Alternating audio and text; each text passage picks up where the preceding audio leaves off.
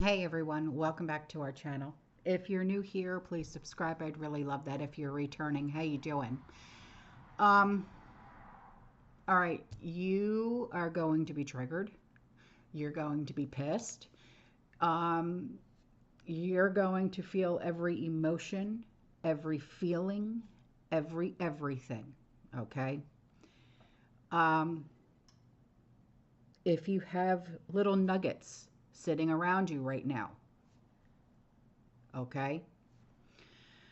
Um, what we're going to talk about right now, I'm probably going to catch some heat, but that's okay because this needs to be known. It needs to be talked about.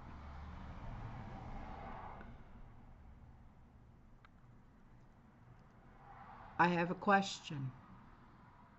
Where did they go? And you'll soon find out what I'm talking about. Who was behind all of this?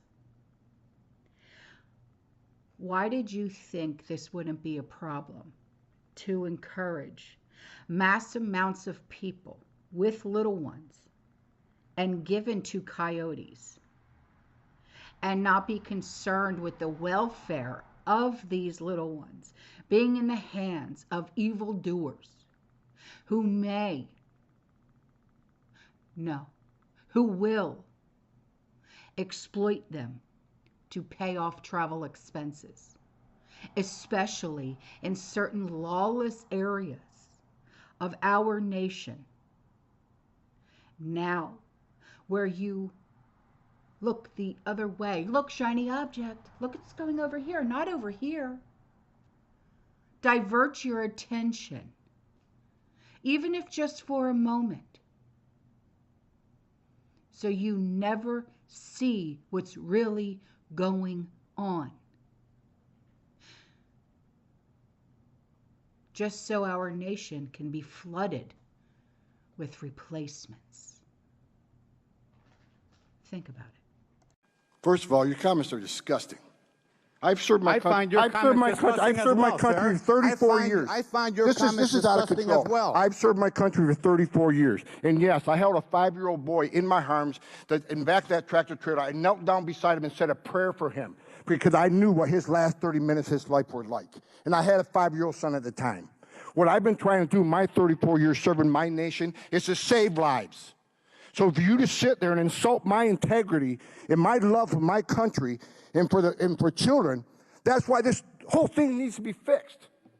And you're the member of Congress. We agree on that. Fix it. We agree on that, but I disagree. But I also disagree with. Now, an anonymous hero who has rescued hundreds of little ones from operations, okay, connected to this regime, this administration, as young as 8, who are taken, forced into slavery in major American cities like LA, Las Vegas, New York, across Texas.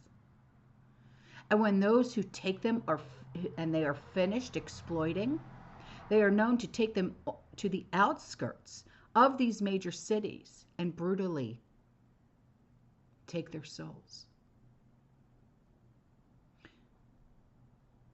Like I said, you will be triggered. Woman or child is attractive and they feel that they could sell that child or traffic that person or that child in one of their brothels, strip clubs, massage parlors, they'll just outright kidnap that person. And if they are with family members, they will either try to strategically say, well, she's going to go in a separate car. And then when they keep the girl, they'll just tell the family member, you know what, the cops pulled us over, they took her away, immigration has her, and then that's it, they never hear from her. They have to service, men, depending on the day of the week, as little as 5, 10 in one day to as many as 30, 40 in one night. None of the girls make any money. Some of them get promised that if they worked off up to a certain amount, they'll eventually be released. Usually $50,000 or $100,000 that they have to make. But that goal line always gets moved. Do a lot of women die in the course of all of this? A lot of women die, a lot of women are murdered. For instance, Cartel Jalisco Nueva Generaciones, the ladies, they felt that they had served their purpose, and they just took them out to the outskirts of the city and murdered all of them. They knew the faces, the names of the Johns, which were politicians, police officers, business owners, and obviously the names and faces of the... Sebastian knows he's fighting against time. As a confidential informant for federal agencies, he says he is not paid. It does afford him certain protection in the work that he does, and a network of intel and support that has been life-saving. For example, one agency warning him they'd learned he'd been compromised and not to go. As the director of rescue operations at New Hope Foundation International, his work is mostly funded by donations to the nonprofit. These are the methods he can disclose.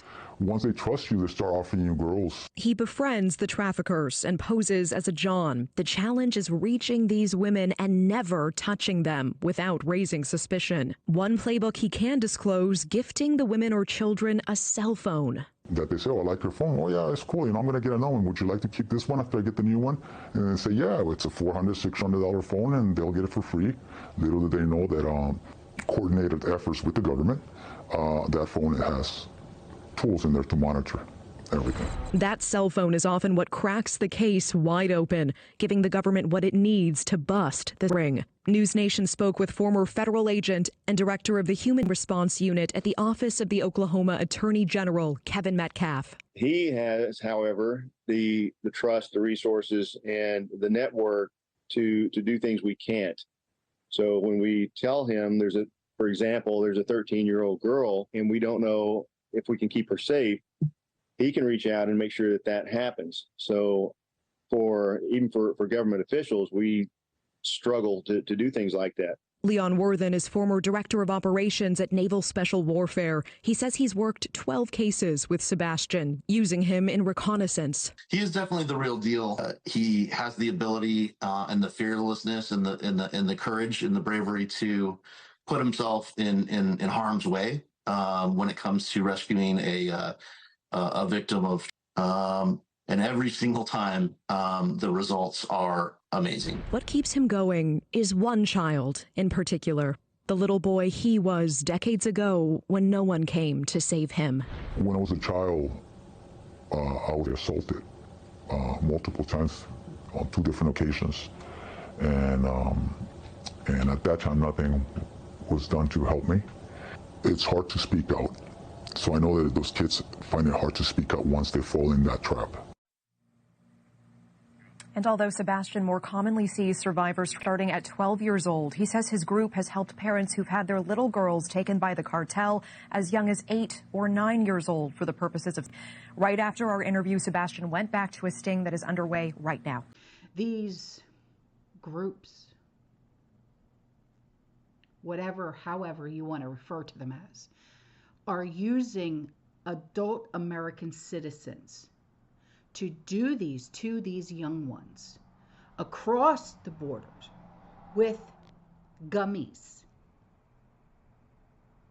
Thumbs up if you understand. To keep them seen and not heard. And these adults, they're not related. They present fake birth certificates, fake papers. They are targeting little ones, toddlers, up to 11 years old. This needs to end. It needs to end now.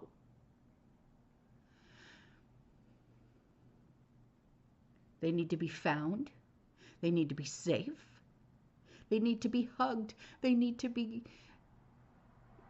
told how much they are loved and appreciated and wanted, and how important they are, how smart they are, how wonderful they are. Swift and hard justice needs to be implemented. Why was this allowed to happen under this administration? Why? I want answers. I want them now. And I will not stop and I will not shut up. No one can shut me up. No one. I am a mom, I am a wife, and I am a grandmother, and I am an aunt to the most beautiful children you have ever seen walk on this earth.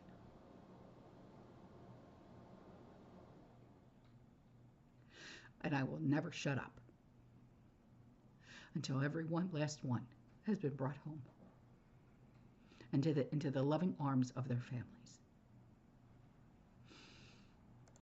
Kaylee, right? That's right. This is really disturbing. Trying the border often target unaccompanied minors and vulnerable families, knowing that the children have no way of protecting themselves. And this tactic of sedating children on the border is a way that just makes sure that children are seen but are not heard by border authorities.